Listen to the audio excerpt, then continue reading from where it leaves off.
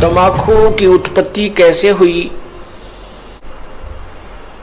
एक ऋषि का साधु राजा था और एक दिन राजा ने अपने साधु ऋषि को आमंत्रित किया अपने घर पर जलपान के लिए। और ऋषि ने बहुत मना किया अपनी पत्नी को कि राजाओं का और ऋषियों का कोई मेल नहीं होता, राजा बड़े अभिमानी होते हैं, ये कोई हमारे सिर में दर्द करेंगे। लेकिन वो ऋषि पत्नी नहीं मानी, कहने लगे मेरी बहन कब कब मुझे बुलावे, आप तन्यों नाक चढ़ाया करो, कोई भी काम हो जा। अर्थात ऋषि जी को विवश कर दिया राजा के घर जाने के लिए। अब राजा के घर गए तो राजा ने अपनी जो महिमा बना दिखाने के लिए बहुत अच्छे आहार, मेज पोस मेज का ऊपर काजू किस्मत सेब संतरे नाना प्रकार की सब्जी बनवा कर, जलेबी कचौड़ी पकौड़ी दही खीर हलवा सारे व्यंजन लगवा दिए मेज पे। अब आहार किया ऋषि जी ने भी, ऋषि पत्नी ने भी, सब ने मिलकर आहार किया।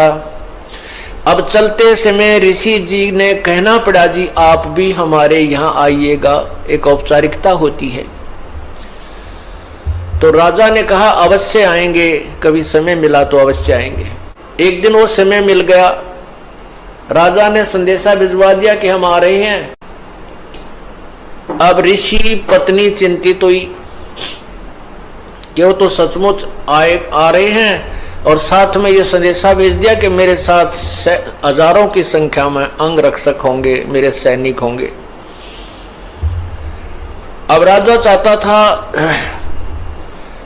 कि ऋषि को नीचा दिखाना, ये एक बूंदी बीमारी है साधु, ये दिखाना चाहता था कि मैंने ऐसे ऐसे आहार कराए हैं और ये ऋषि जी कुछ नहीं करा पाएगा, इसकी मिट्टी पलीत होगी। परमात्मा कहते हैं कबीरा सब जग निर्धना, धनवंता ना कोई, धनवंता सो जानियो जप राम नाम धन होए।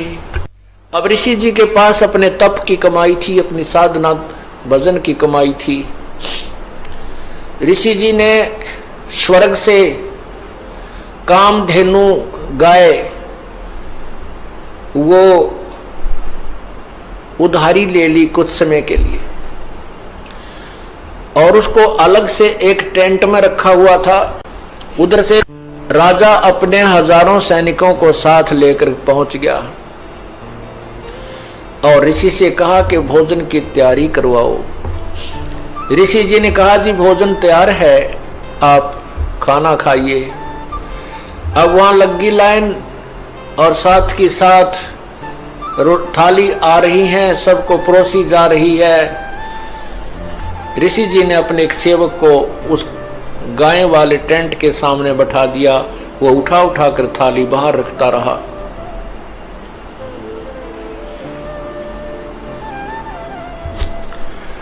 अब जब सब सैनिकों ने खाना खा लिया और ऐसा स्वादिष्ट भोजन उन्होंने कभी नहीं खाया था, तब राजा ने पूछा कि हे ऋषि जी आपके पास ना कहीं कोई भोजन बनाने की व्यवस्था नजर आ रही है, ना कि तक को चूल्हा डाल रखा तुमने, ना कोई हलवाई बुला रखा, ये ऐसा भोजन स्वादिष्ट भोजन कहां से आ रहा है। आया कि मेरे पास एक कामधेनु गाय है और उसमें यह शक्ति होती है कि वो चाहे पूरी पृथ्वी जीव जा भोजन खा ले, पूरी पृथ्वी के प्राणी, तो भी उसका अंत नहीं आता है। तो राजा के अब साधु की यारी दोस्ती इतनी होती है।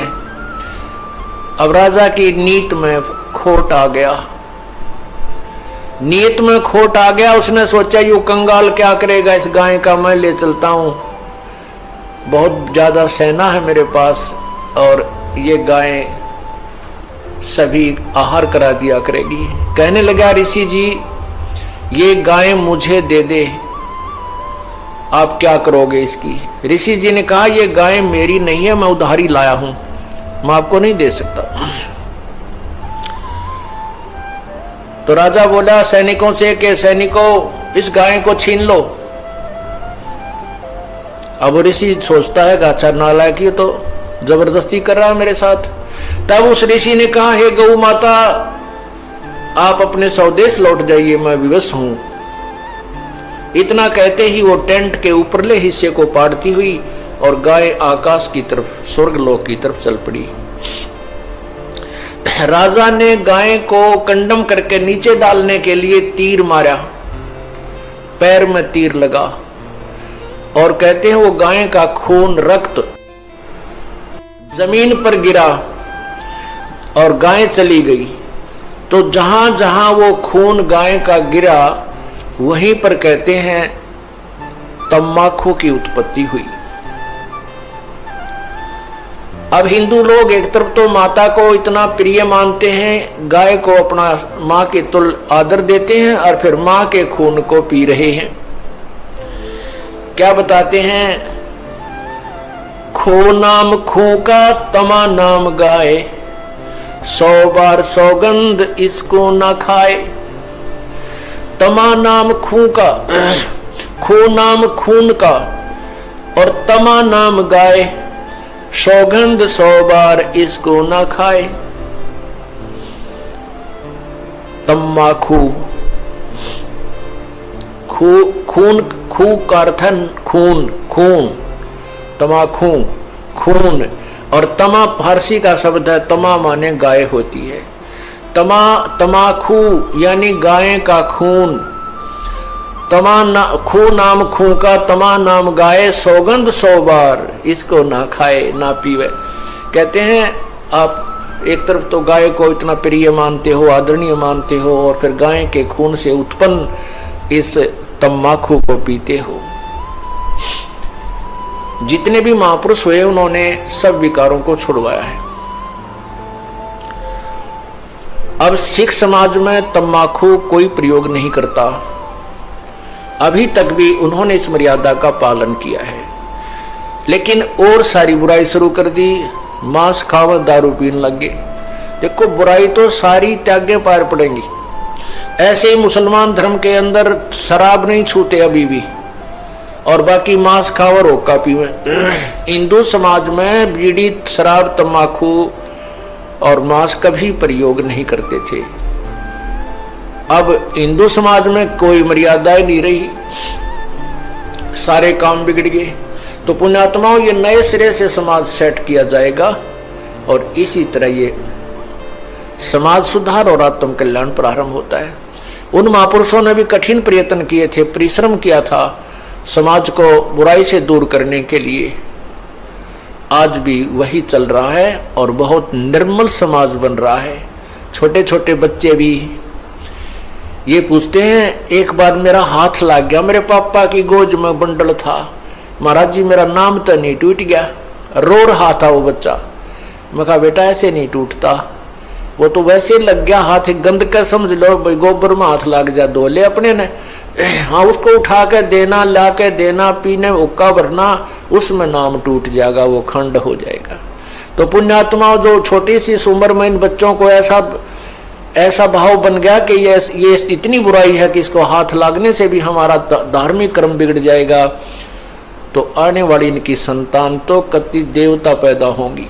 ये समाज भी सुधर रहा है और जीव कल्याण का मार्ग भी प्रशस्त हो रहा है। परमात्मा क्या कहते हैं, कबीर जी कहते हैं, हम घर फूक्या अपना और लुका लीन हाथ, उसका घर भी फूक देवा जो चले हमारे साथ। परमात्मा कहते हमने तो अपना घर जला दिया और एक बढ़ता हुआ मसाल हाथ में ले रखा, मिराड मसाल, और उसका भी घर फूक देना, जो हमारे साथ चलेगा उसका भी घर का नाश कर देते हैं। अब यहाँ इस बात को समझना है, कैसे नाश करते हैं। हमारे शरीर में और ज्यादा जो मोह ममता रूपी घर किए हुए हैं, ये अड़ंगा भरा है। कहते हैं जो हमने तो अपना ये घर साफ कर लिया, फूक फाक दिया, इसके अंदर जो कबाड़ भरा था, और उसका घर भी फूक दें जो हमारे साथ, अर्थात हमारा पंथी होगा, हमारा हम सफर होगा, हमारे अनुसार जो चलेगा, उसका भी ये सारा कुबाड़, उसके घर के अंदर का सारा गंद जला देंगे। हम घर फूक्या अपना और लुका लेना हाथ, उसका घर भी फूक देवा जो चले हमारे साथ। एक बार श्री नानक जी अपने दो वो शिष्यों के, विशेष शिष्य थे उनके साथ भ्रमण पर जा रहे थे। एक वृद्धा उनकी बहुत अच्छी सेविका थी, वो उनके वहां रुके। तीनों जने, बुढ़िया ने बड़ी सेवा करी, गायें बांध रखी थी। हाँ, पहले वो जाते थे तो बुढ़िया बहुत ज्यादा समय गुरुजी के पास बैठ करके ज्ञान सुनने में लगाती थी। दूसरी बार जब वो दूसरी तीसरी बार गए तो वह बुढ़िया ने गाय ले ली मोल। गाय लेकर के उसको परवरिश में लगी रहती थी। गुरुजी गए तो उनको अच्छा दूध, गाय का, फिर दही, मक्खन, खूब सेवा की। और गुरुजी के पास थोड़ी बैठे, गाय के संभाल घनी करे और बैठे जब गाय की चर्चा कर दे। गुरुजी, गाय बहुत अच्छी है, इतना दूध देती है, ये तो 2 महीने पहले भी, 1 महीना पहले दूध देना बंद करती है, फिर तुरंत ब्याह जाती है। अब फिर क्या कहती है परमात्मा, जब गुरुजी चलने लगे, सुबह नो बोले भगवान करे बुढ़िया तेरी गांव मरियो। बोले भाई ये गांव मरियो, ये आशीर्वाद दे दिया कि परमात्मा रब करे तेरी गांव मरियो।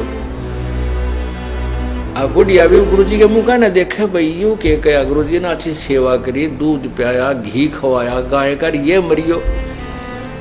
तो आगे चल के वो दोनों शिष्य पूछने लगे, गुरुदेव आपने उस बुढ़िया का दिल तोड़ दिया, वो तो बड़ी खुश हो रही थी गाय को पाल करके, और आपने दुर्शीष दे दी कि उसकी गाय मरे और वो तो बहुत दुखी हो जाएगी।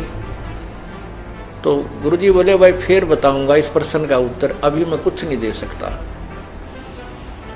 अब वह तीसरे दिन गाय मर गई, बीमार होकर गाय मर गई। बुढ़िया 2-4 दिन तक दुख पाई, फिर वह फुर्सत होगी तो पहले तो वो नित्यनेम सुबह का जो गुटका भी ना कर पावा थी, उस गाय मुड़जी पुड़ज रह जाती, दिन मरण के रह रहे थोड़े, कति बुढ़ापा हो रहा, कोडी कोडी चालर गांव के चिपटी रही थी, भजन ना करे थी। तो फिर वह बुढ़िया ने, वो भजन का समय खूब मिल गया, अपना अच्छा भजन करे, सुबह शाम दोपहर दिन में भी, उलगी सी होगी। फिर गुरुजी आए 2-1 महीना के बाद। अब उन चेलों को ये हो रही, बुढ़िया जाते मोगरा मारेगी महाराज, तू खड़ा आ गया, मेरी गांव मरगी, आशीर्वाद दुर्शाशीष दे के गए थे। तो जाते ही बुढ़िया ने बड़ी सेवा करी, खाट बिछाई, बैठाए गुरुदेव को। तब परमात्मा गुरुजी ने पूछा कि बुढ़िया सुना कुछ भजन सिमरन ठीक बन रहा है, बिलाजी मौज होगी, और आपका जो वचन फल गया वो गांव मरगी, वह गा ना मरा होता मैं मरूं। अर्थात मैं अधूरी जाति, मेरी भक्ति नहीं बनती प्रभु, वह गांव की मृत्यु होने से, और मुझे भजन का समय मिल गया, आपने मेरे ऊपर बड़ा प्रेम किया। तो परमात्मा ने कहा, बुढ़िया उस समय तक तने मैं बहुत बुंडा लग गया, जब तक तुम अंदर अंदर खूब गाल दे थी मेरे, तुम बताइयो किसे गुरुजी हुए, मेरे पशुओं ने मार कर राजी है, अका जी एक बार तो मन में खोट आया था, परंतु बाद में समझ में आई। तब परमात्मा उस गुरुदेव ने बताया श्री नानक जी ने कि बुढ़िया ये काल का जाल है, ईब तेरा कौन सा पहलवान बनने का समय है, अपने 2 रोटी खा लो की सूखी भजन करे, बताई दूध मत के काटेगी, के दही न फूकेगी, टाइम तेरा थोड़ा सा रह रहा है, भक्ति तू कर नहीं रही थी, सारा दिन गांव की चर्चा चल रही थी, इससे के चक्कर में रही थी, मैं भी तेरे पास डटा तो तूने सारा दिन में तो जो है ना 10% मेरी बात सुनी, 90% तू अपने झंझट में फंस रही थी। अब तेरे उपकार के लिए ये आशीर्वाद देना पड़ा कि तेरी या गऊ यहां से छुटे। तो पुण्यात्मा फिर बुढ़िया का कसूती समझ में आ गई, कि भगवान कति नाश हो गया था, मेरे तो अंतिम समय आ रहा था और कति राम नाम की रुचि रही नहीं थी, गाय मुड़ रही थी। तो पुण्यात्मा संत जो करते हैं वो ठीक करते हैं, भगवान जो करता है वो बहुत अच्छा करता है। उसके लिए क्या बताते हैं कि कोट जन्म तन भर मत होगे, कुछ ना हाथ लगा रे, कुकर सुकर खरबा बोरे कौआ हंस वगारे। कोटि जन्म तू राजा की न मिटी न मन की आशा, और भिक्षक होकर दर दर घूम लिया, ये मिला ना निर्गुण रासा। इंद्र कुबेर इसकी पदवी ब्रह्मा वरुण धर्मराया, और विष्णुनाथ के लोग को जाके फिर भी उल्टा आया। अब उस माई का यह बात समझ में आई तो वो घनी खुश होगी। न बोली बेटा तक गया सो यो तो दुख मेरा भेद है, ये चारों वेद मेरा गुणगान करते हैं। लेकिन उस समय भगवान की वाणी का हमें भरोसा हुआ नहीं, क्योंकि हम उन अज्ञानियों को मैं ऋषि मानने थे। अब इन मैं ऋषियों की जो ना वो नकली, अब इनकी ऊपर का कवर उतार के दिखा दिया, जैसे किसी गधे का ऊपर शेर की खाल डाल रखी थी कुमार ने, और शेर की खाल ऊपर डालकर उसने रात ने छोड़ दिया खेतों में। वो आसपास के चनों को, गेहूं को, खेती को खावे, और रखवाले ऑर्डर के भाग जा, शेर आ गया, शेर आ गया। एक कुमार को पता चला इस कहानी का कि इस जंगल में शेर आवे रात ने और फसल खा जाता है। तो उसको कुमार शाना था, उसने सोचा शेर खेती नहीं खाता या कोई और बात पाओगी। तो उसने सोचा कोई कुमार ने गलती गड़बड़ कर रखी है, अपना खोता बढ़िया मजबूत ताकतवर बनाने के लिए खवावा खेती ने। तो उसने गांव वाले से कहा तुम डरो ना, आ जाओ मेरे साथ, ले चलते हैं, पहचान तो करा उसकी शेर है के। तो उसने अपने 2-4 गधे ले जाके उस जंगल के दूसरी साइड छोड़ दिए, और फिर वो शेर आया न, दूर तो दिखा वो शेर, वो आ गया, वो आ गया, वो लग गया खेती वो फसल खाने। रखवाले तो चढ़ गए वृक्षों पर। वो कुमार बोला तुम वृक्षों पर चढ़ जाते हैं, वो सब वृक्षों पर चढ़ गए।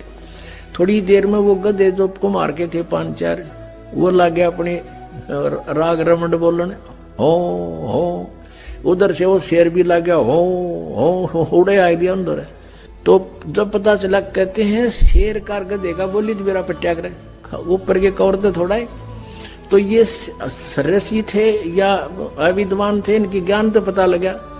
अब शेर तो पहले से दाड़ रहा था कबीर परमेश्वर, और ये जिनको हम शेर मान रहे थे, ये तो गधे का ऊपर शेर की खाल डाल रखी थी।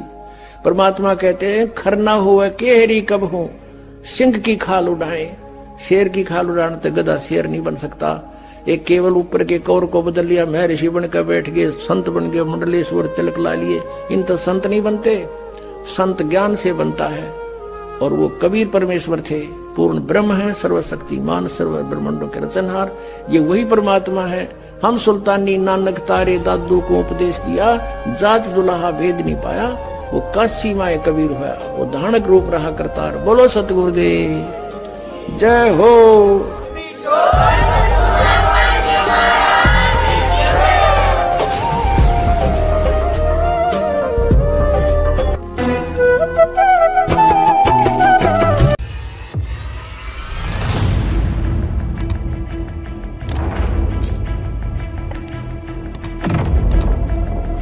ऋषि जी ने ध्यान से देखा, अपनी पत्नी से कहा कि जो 500 रुपए का सामान हम लाए थे उसमें से कोई सामान बचा तो नहीं है? आटा, दाल, चीनी, चावल, बूरा, कुछ बचा तो नहीं है? उसकी पत्नी ने कहा कि और कुछ नहीं बचा है, केवल वो आटा बचा है जो पलोथन का था। पलोथन मीन एक थोड़ा सा सूखा आटा रख लेती है बहनें, और उसमें आटे की लोई बना के, और आटे को उस सूखे आटे के ऊपर दोनों तरफ से चिपका के ऐसे रोटी पोती है। वो हाथों से नहीं लगता, इसलिए आटा हाथों से नहीं चिपकता। उस सूखे आटा जो सपेर रखते हैं उसको हमारे वहां पलोथन बोले हैं, पलोथन। तो वह कहने लगे जी ये थोड़ा सा सूखा आटा तो बच रहा है, जो रोटी पाने के प्रयोग किया था, और तो कुछ नहीं। तो नरसिंह जी ने कहा कि इसका भी तू रोटी बना। 4 रोटी बनी। एक साधु चलता हुआ आ गया, यानी परमेश्वर, आप ही सोशल सीधर मैं करूं अपने जन के काज। और वो आकर द्वार पर खड़ा हुआ। साधु ने, उसने, नरसी ने पूछा, महाराज भोजन खाओ। कहा भाई भूख लगी है। भगत वो 4 रोटी उस महापुरुष ने दे दी, जो उस बचे हुए आटे की 4 रोटी बनी थी। खा के चल पड़े। कुछ देर के बाद क्या हुआ कि वही परमात्मा पूर्ण ब्रह्म एक मारवाड़ी सेठ की वेशभूषा में, अच्छी बड़ी पगड़ी, लांडी, धोती, गोड्या की दोहरी टांग रखी, कलम आड़े न्यू और काख में बही, उन साधु संतों के पास जाकर बोला, भाई कैसे बैठे हो महापुरुषों? उन्होंने कहा, कैसे के बैठे हैं सेठ जी, मारे तय सारे रंग में भंग पड़ गया। क्या बात है कि एक नरसी नाम का सेठ, और भाई उसने हुंडी लिखी है हमारे नाम, यहाँ एक सांवलसार सेठ के नाम तय, और हमने द्वारका में सारा पता कर दिया, वो सांवलसार नाम का सेठ नहीं पाया। अब उस भगत को हम वो भी नहीं कह सकते हमारे साथ धोखा कर दिया, वो तो आदमी अच्छा लग गया था, वो हमें मना करे था कि मेरी हुंडी नहीं चलती। और इतना भी हमें विश्वास है कि हमारे 500 रुपये सुरक्षित मिलेंगे उस महापुरुष के पास। पर भाई हमारा तो काम तो बिगड़ गया, हमने तो यहाँ चाहिए थे। तो सेठ बोला कि भाई मैं, वो परमात्मा बोले, मैं हूं वो सेठ सांवल सा, और आजा भाई, कौन सा नट है इसमें? द्वारका में सांवल नाम का सेठ कोई ना, चल उनके सामने नोट गिनूंगा। एक चौराहे पर पल्ला बिछा, बोला लड़ बिछाओ चादर। जहां भरे बाजार में सेठों की दुकान थी चारों तरफ, और वहां खड़े होकर गिने, 1 ले भाई, 2 3, उन सेठा ने सुना के 4 5, यानी 500 गिन जिन चांदी के कच्चे नोट टन्ना टन पड़े। और सारा काशी आसपास के सेठ खड़े होकर देखे, रहे तो 500 रुपये कहाँ से दिया? और नरसी तो भाई कंगाल हो लिया, राज जी सेठ क्यों बावड़ा हो रहा है, इनको पैसे दे रहा है। तो परमात्मा ने कहा, भाई नरसी जी तो कह दिया उसका दास हाजिर रहेगा, चाहे लाखों हुंडी भेज दे, सारी दूंगा उसकी। बोलो सतगुरुदेव। फिर वो, अब क्या हुआ, एक दिन, अब उसकी जो लड़की ब्याह रखी थी, उसकी लड़की की लड़की यानी दोती बयान जोगी होगी।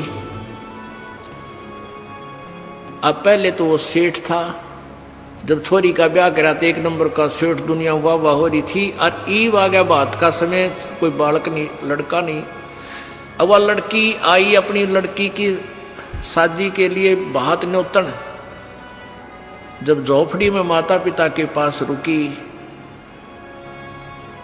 तो नरसी कहने लगा, बेटी मैं हूं निर्धन कंगाल, ना मेरे पास कोई दाम, पर आऊंगा बेटी मैं सुमरूंगा राम। अब लड़की चली गई।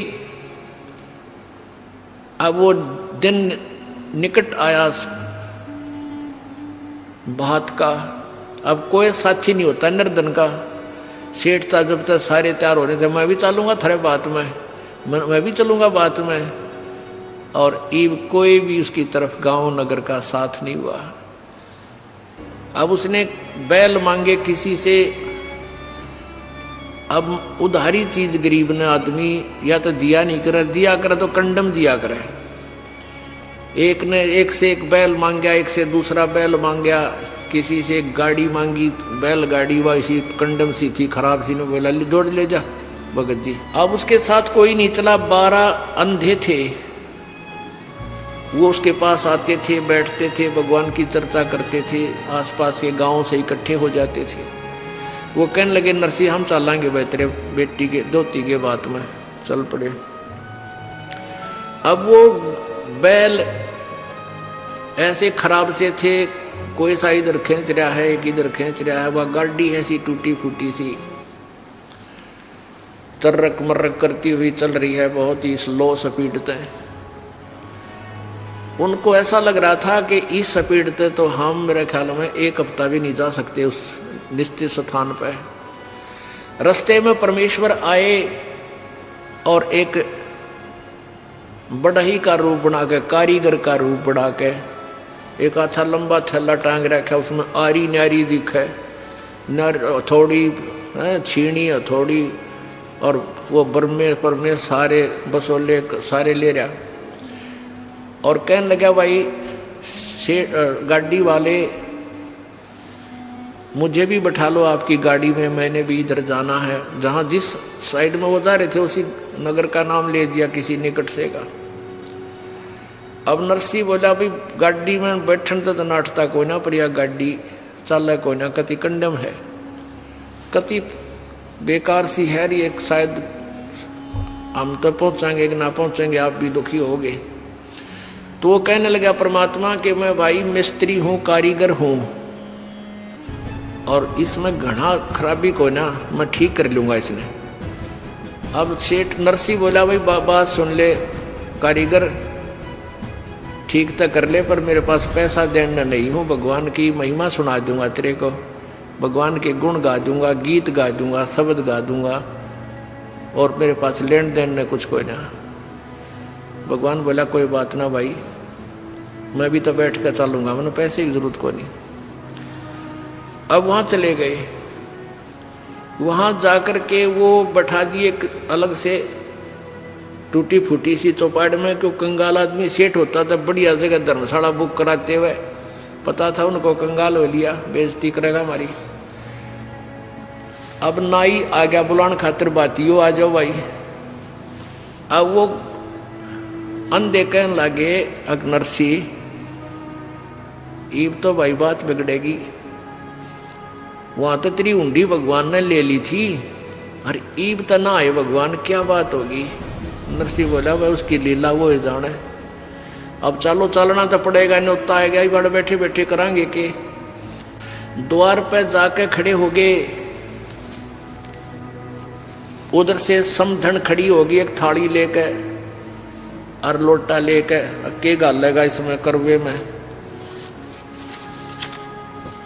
एक पड़ोसन आके बोली के गाली समझी ने तेरे समझी ने क्या डाला भात में, थाली में तेरी में। इन्हें बोली डले डाले, डले यू के में डालने जो गए रेस ने नाश कर दिया सारा, मेरी इज्जत का गाहक हो गया यू। और इतना ही सुनते ही भगत की आंखों में आंसू आ गए। कहते हैं पहुंचूंगा क्षण एक में जन अपने के काज, वो परम पिता परमेश्वर पूर्ण ब्रह्म। उसी समय ऊपर आकाश से 2 डले चांदी और सोने के धमाक देसी आकर गिरे उसकी थाली में, 2 सोने के चांदी के सोने के डले। वह समझन फिर उल्टी है बड़गी घर में ले, ये 2 डले चांदी के ले लेते हैं, डले मांगे थे। और फिर कहते हैं ऊपर से लागे इसके रुपया की वर्षा होने, और फिर भगवान और दूसरा रूप बना के एक बैलगाड़ी जोड़ कर अलग से, उसमें सारे जैसे उस समय जो भी दान दक्षिणा में दिया करते बहु बेटियां बहन बेटियों के लिए कपड़े, बढ़िया बढ़िया वाली साड़ी, बहुत अच्छे वो सितारे सतूरे लगाए हुए, वह एक गाड़ी भर के आके खड़े हो गए। अगले भाई नरसिंह जी ने भेजा है यो बात के लिए, सामान सारा उतार लो, तुम्हारा उतार लो, छोड़ के गाड़ी जाती रही।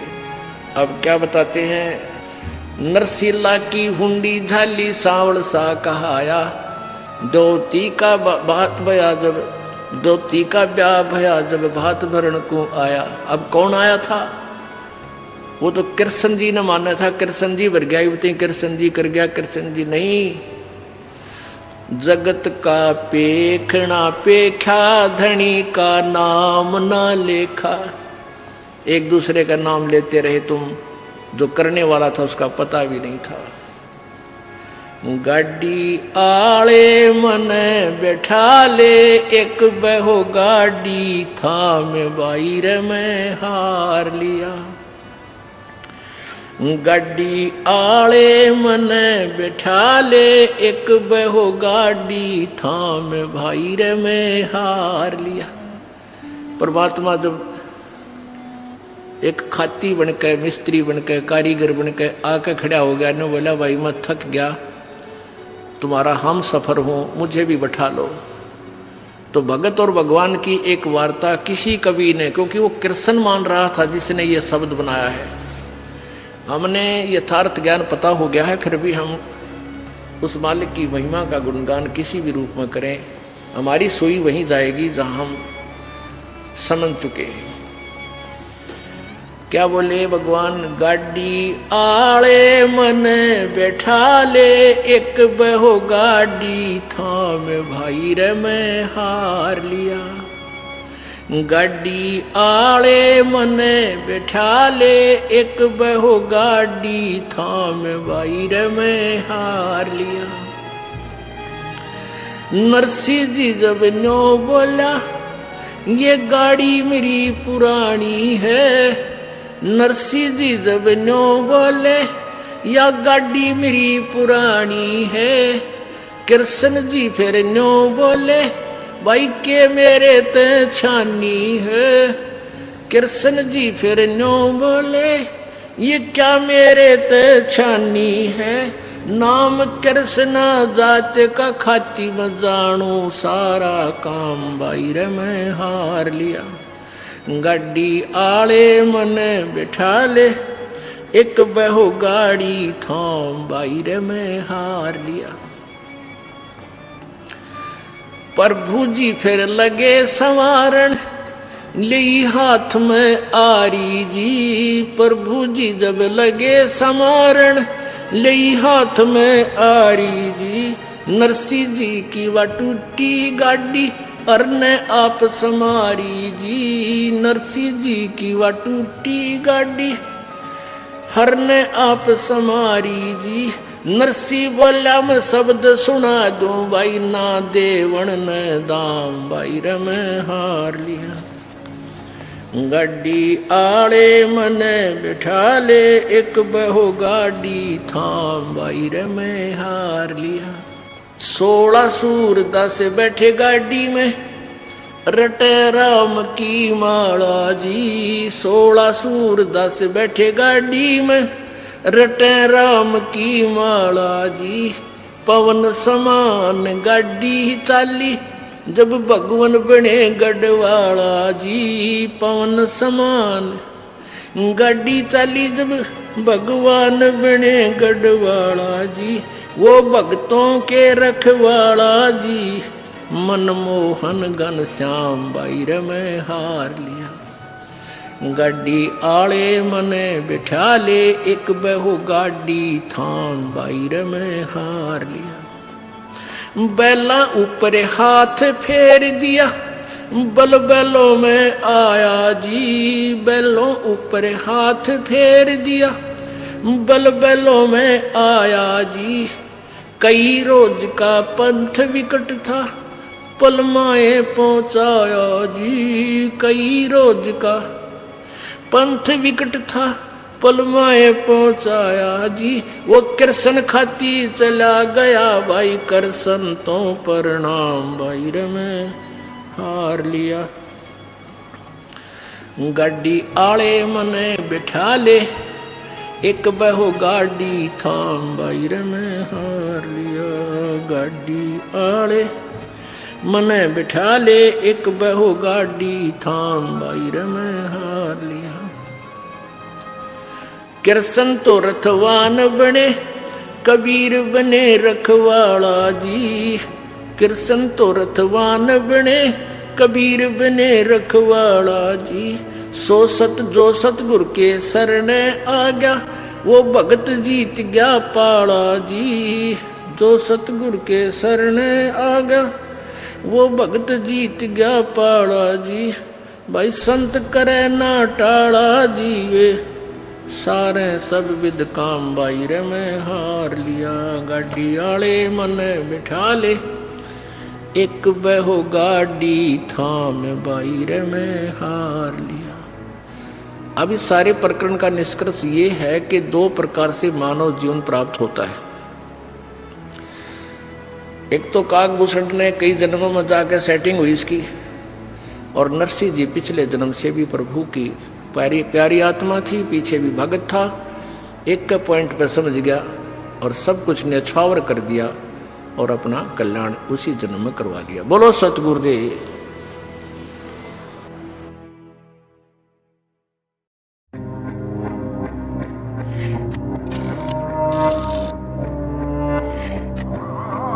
एक समय 5 अंधे थे और उन्होंने सुना कि भाई गांव में हाथी आया हुआ है, तो वो कहने लगे, वो आपस में उन्हें सलाह करी चल हाथी देख कर आते हैं। वो चले जा रहे थे, आगे से उन्होंने किसी ने बताया भाई हम हाथी देखेंगे। तो वो आदमी बोले, भाई हाथी के ऊपर देखोगे तुम आंख ना और नियन दो। वो कहने लगे, भाई मारे हाथ आँखों का काम करें, हमने नो बता दो हाथी किसी है, हम हाथ लाकर उन्हें आइडिया लगा लेंगे। तो उस आँखों वाले आदमी ने हाथी के पास छोड़ दिए। तो हाथी के चारों तरफ घूम गए हुए 5 अंधे। एक अंधे ने तो सूंड के ऊपर का हाथ फेरा, नो ये हाथ फेर रहा है, आगे हाथ हट गया तो वहीं रुक गया। एक ने पैरों को का आइडिया लगा लिया, पैरों के ऊपर का हाथ फेर कर देख लिया कि भाई जैसा भी उसने अंदाजा लाया। और तीसरे ने कान देख लिए, काना के ऊपर हाथ फेर दिया। और चौथे ने उसकी दूम पूछड़ ठहगी, उसने हाथ फेरा ऊपर तीन देख लिया, कहा इतना गाठी हो से। और 5वें ने उसके पेट पे हाथ फेर लिया, आगे हाथ पिछले पैर हट गए, उस तो अगले हाथ कट गए, उसने हिसाब ला लिया हाथी ईसाई हो से। अब वो आपस में डिस्कस करते हुए आ रहे हैं रास्ते में और कहते हैं, भाई हाथी बेकमाल है, हाथी के हाथी पड़ा था। तो एक कहने लगा, भाई हाथी के देखा, जिसने सूंड देखी थी, सूंड का आइडिया लगाया था उसका, वो कहे भाई हाथी बताऊं किसा हो से, बता हाथी हो से पाइप कैसा, क्योंकि उसने सूंड का देख रखा था, आगे हाथ गए नहीं, उसने सोच लिया इतना ही हाथी से। और जिसने पैर देखे थे वो कहने लगे, हाथी तू गलत बता रहा, मैं बताता हूँ हाथी कैसा था। कैसा था? हाथी से भाई थांब कैसा, ये पिलर होते हैं ना, पिलर गोल गोल पिलर होया करते पहले अपने गांवों में, उसने थांब बोला करें। तीसरा जिसने वो कान देख रखे थे वो कहने लगा, भाई तुम गलत कह रहे हो, मैं बताऊं हाथी किसा, हाथी हो छाज कैसा। उसने वो कान देख रखे इतने बड़े, उनका एस्टिमेट ला रहा था हाथा तक, हाथी हो से भाई छाज कैसा। अब चौथा बोला, तुम भाई गलत कह रहे हो, हाथी हो से पटे कैसा। उसने वो दूम देख रखी थी, वो इतना पूछड़ सा, उसने नो हिसाब सा ला के देख लिया, हाथी तो भाई पटे कैसा होता है, पटे जैसा। पांचवा बोला, नहीं भाई तुम गलत कह रहे हो, हाथी हो से बिटौड़े कैसा। उसने पेट पे हाथ फेर रखा था। बिटौड़ा बोले हरियाणा में उपले धरण का एक ऊंचा सा बना देते हैं, उपले यानी गोसे सटो करा कर उसमें, और उसके ऊपर का गोबर की ही प्लास्टर कर देते हैं, वो खरदरा सा होता है, अनइवन सा सरफेस होता है उसका, ऐसा ही हाथी का होता है। तो उसने जो पेट पे हाथ फेर का रहा था, उन्होंने बोला हाथी हो से बिटौड़े कैसा। अब वो पांचों लड़े, नहीं तुझे नहीं मालूम, मैं ठीक कह रहा हूं। तो वो कह नहीं तुझे नहीं मालूम, मैं सही कह रहा हूं, मैं देखा है अपने, मैंने खूब अनुभव किया। अब उनको आंखों वाला समझाता है कि सूरदासो ये सारा मिला का हाथी है, तुम तो खाम खान लड़ रहे हो। तो पुण्यात्माओं, ब्रह्मा विष्णु महेश और ब्रह्म और परब्रह्म और पूर्ण ब्रह्म, ये उस परमेश्वर के अंग हैं, ये अलग नहीं है। ये अनुभवहीन ज्ञानहीन लोग लड़ाई करते थे उन अंधों की तरह। कोई कहे ब्रह्मा विष्णु महेश फाइनल गॉड है, कोई कहना ब्रह्म तो ऊपर कुछ है को ना, बस परब्रह्म पूर्ण है। वो तो पूर्ण परमात्मा परमेश्वर कबीर जी ने हमें डिफाइन किया और सबकी सतिथि बता के हमें तत्व ज्ञान दिया। अब हमें पता चला कि पूर्ण परमात्मा कैसा है। 2D एनिमेशन, संत रामपाल जी महाराज के सत्संग प्रवचनों का अंश मात्र है। संपूर्ण आध्यात्मिक ज्ञान प्राप्त करने के लिए अवश्य सुनिए संत रामपाल जी महाराज जी के